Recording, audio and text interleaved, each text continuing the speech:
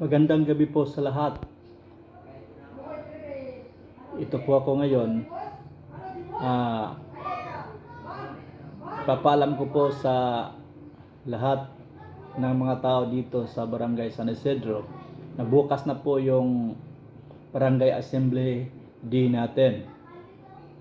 So inanyayahan ko po ang lahat sa pag-attend ng ating Barangay Assembly D. Dahil dito natin malalaman ang lahat ng mga transparency ng Barangay San Isidro under sa liderato ng ating Barangay Captain, the Honorable Joel E. Oclaret. Alam mo ba na may isang mahalagang araw na kung saan ang boses ng bawat mamamayan ay pinagkalaanan, mapakinggan dito sa Barangay Assembly D. Ayon sa Republic Act 7160, Local Government Code and Proclamation Number of 599, ang Barangay Assembly D ay isang taonang pagkakataon nating mga mamamayan dito sa ating barangay.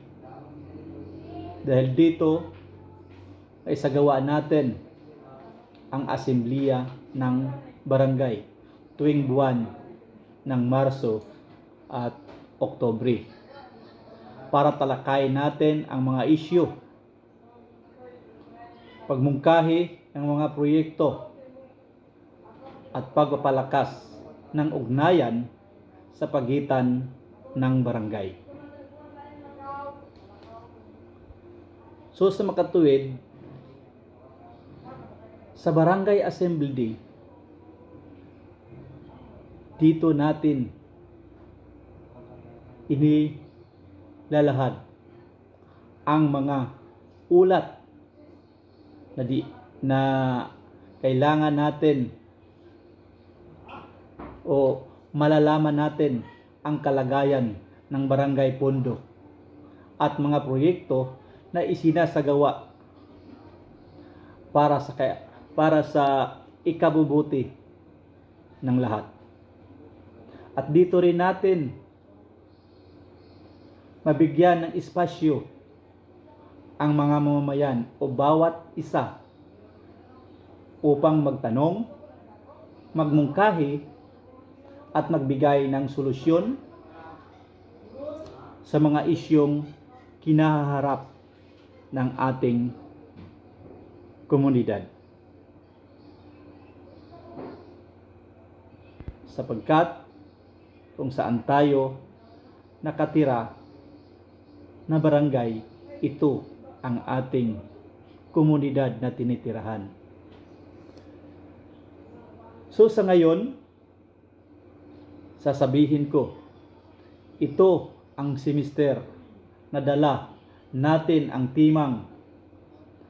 Ito ang araw ng makikibahagi, solusyon at aksyon ating tatalakayin ngayong Barangay Assembly D. At sama-sama nating pag-usapan ang mga isyong kinaharap ng ating barangay, simula sa kalinisan, kaayusan, kalusugan at responsibilidad ng ating barangay. Mapakita natin dito hindi lamang responsibilidad kundi ang seguridad din ng ating barangay hanggang sa mga programang pangkabuhayan. So ito ang tandaan natin sa bawat isa. Tandaan natin na ang Barangay Assembly D ay hindi lamang tungkulin ng mga barangay official kundi may karapatan din at responsibilidad ang bawat isa-isa sa atin. At dito rin natin maipakita kung tayo ay nakiisa sa barangay. At dito rin natin maisasabi na kung baga ang iyong boses ang susi sa mas maunlad at mas masaganang barangay. Kaya ang maisasabi ko sa lahat ng mga tao dito sa barangay San Isidro, makiisa tayo, makilahok tayo, makibahagi tayo sa ating barangay assembly bukas. Dahil ang pagbabago ay nagsimula sa ating komunidad at sa ating bawat isa-isa nating mga Pilipino. So tandaan natin na ang Barangay Assembly D magaganap bukas ng hapon sa may alauna.